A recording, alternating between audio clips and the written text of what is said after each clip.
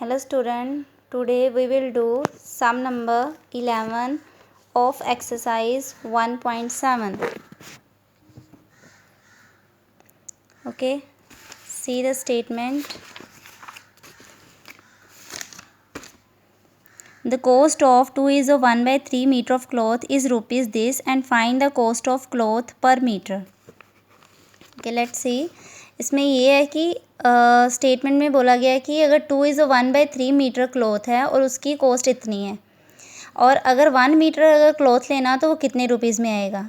Okay, for example अगर मैंने बोला है कि 10 पेन लिए हैं, 10 पेन जो हैं 50 रुपीज़ के हैं, तो 1 पेन कितने का आएगा। 50 को हम क्या करेंगे, 10 से डिवाइड करेंगे। सिमिलरली यहाँ पे भी मींस अपने माइंड में ये रखना कि जब भी हमें मोर की वैल्यू गिवन हो, 1 की फाइंड करनी हो, तो हम हमेशा डिवाइड करते हैं। तो सिमिलरली यहाँ पे 2 इज़ 1/3 की कॉस्ट गिवन है और 1 मीटर क्लॉथ की कॉस्ट फाइंड करनी है। तो दिस डिवाइडेड बाय दिस, पहले हम कॉस्ट लिखेंगे, उसके बाद जो भी नंबर ऑफ़ थिंग्स होगी। ठीक है, इसको इंटरचेंज किया तो सारा सम क्रॉस हो जाएगा। अब इसके मिक्स फ्रैक्शन ब्रेक करें। 75 को 4 से मल्टीप्लाई किया 300 प्लस 1, 301/4 डिवाइडेड बाय 7/3। 2 3 6, 6 + 1 7/3।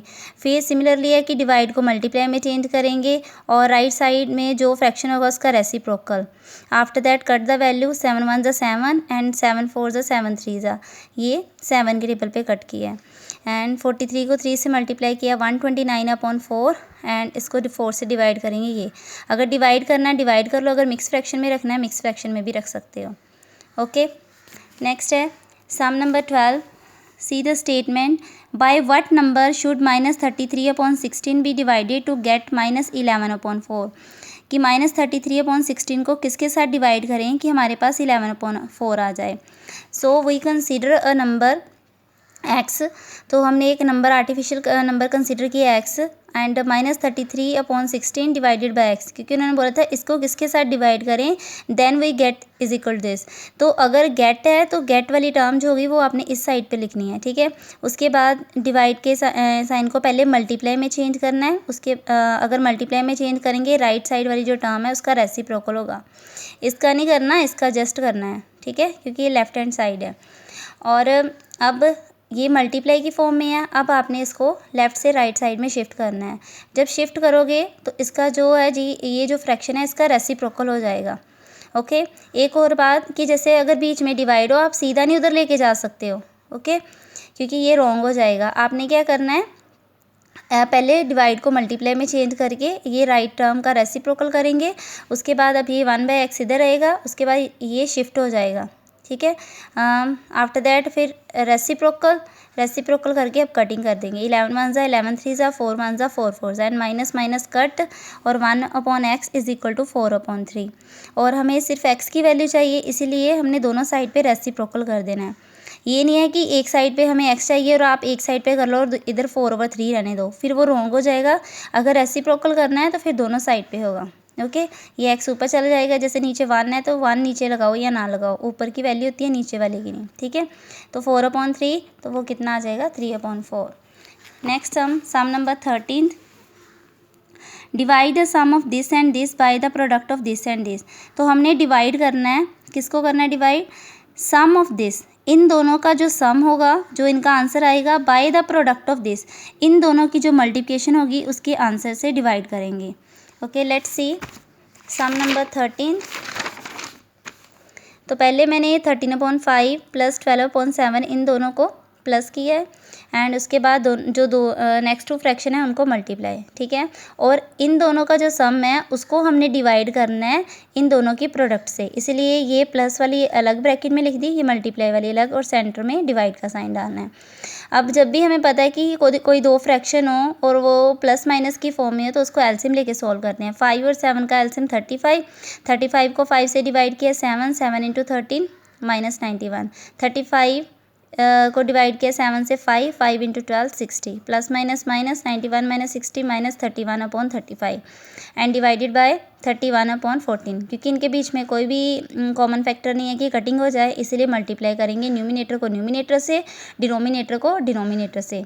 ओके, उसके बाद क्या करेंगे, अब हमारे पास दोनों सिंगल फ्रैक्शन आ गए हैं। अब इसको कन्वर्ट करेंगे मल्टीप्लाई में, देन reciprocal the right term, reciprocal कर दिया इसका, और अब कटिंग 31 वन ज़ा 31 वन ज़ा, ठीक है। उसके बाद 7 पे ये दोनों जा रहे हैं, दोनों नंबर, 7 2 ज़ा 14, 7 5 ज़ा 35, तो 2/5, और ये नेगेटिव है, ये positive, plus minus minus. Okay, next sum number 14, वो भी इसके जैसा ही है। Divide the sum of this and this by their difference, कहते हैं इन दोनों का हमने सम करना है, और जो इनका सम आएगा बाय देयर डिफरेंस, इन्हीं दोनों के डिफरेंस से वो डिवाइड करना है। तो यहाँ पे है 65/12 प्लस 7/, तो इसको दोबारा से हम लिखेंगे क्योंकि उन्होंने बोला है ना बाय देयर डिफरेंस, उसके अकॉर्डिंगली क्या बनेगा कि यही दोनों फ्रैक्शन लेने हैं और बीच में माइनस करना है, डिफरेंस मीन माइनस, और इन दोनों का जो सम है उसको डिवाइड करेंगे इन दोनों के डिफरेंस से। तो फिर सिमिलर है कि अगर दो फ्रैक्शन है उसके बीच में प्लस माइनस का साइन है तो हम उसको एलसीएम लेके करेंगे, ठीक है। तो आपने ये खुद करना है क्योंकि ऐसे काफ़ी सम हो गए हैं, ठीक है। तो इसको सॉल्व करना, फिर सिंगल फ्रैक्शन बन जाएगा, फिर डिवाइड, जब डिवाइड को फिर मल्टीप्लाई में चेंज किया तो राइट साइड राइट जो टर्म है उसका रेसिप्रोकल करके कटिंग कर दी, और ये ऑलरेडी लोवेस्ट फॉर्म में है, किसी टेबल पे नहीं जाएगा, इसलिए यही आंसर, ठीक है। Next sum number 15, if 24 trouser of equal size can be prepared in 54 metre of cloth, what length of cloth is required for each trouser, कहते 24 ट्राउज़र है, इक्वल साइज़ के हैं और वो 54 मीटर क्लॉथ में से बनाए गए हैं। टोटल हमारे पास क्लॉथ है 54 और 24 ट्राउज़र बनाएंगे, और हमने फाइंड करना है हर एक जो ट्राउज़र है वो उसके लिए कितना जो क्लॉथ है यूज़ किया गया है, ठीक है।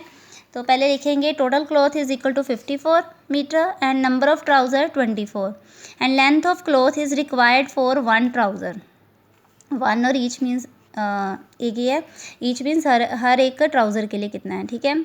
तो 54 को ये टोटल क्लॉथ को नंबर ऑफ़ ट्राउज़र से डिवाइड कर देंगे, डिवाइड करके आ गया हमारे पास कितना 9/4, क्योंकि इसको मल्टीप्लाई में चेंज किया, रेसिप्रोकल करके कटिंग कर दी। अब ये फ्रैक्शन में है तो आपकी मर्ज़ी पॉइंट में बनाना तो पॉइंट में भी कर सकते हो। Okay, thank you.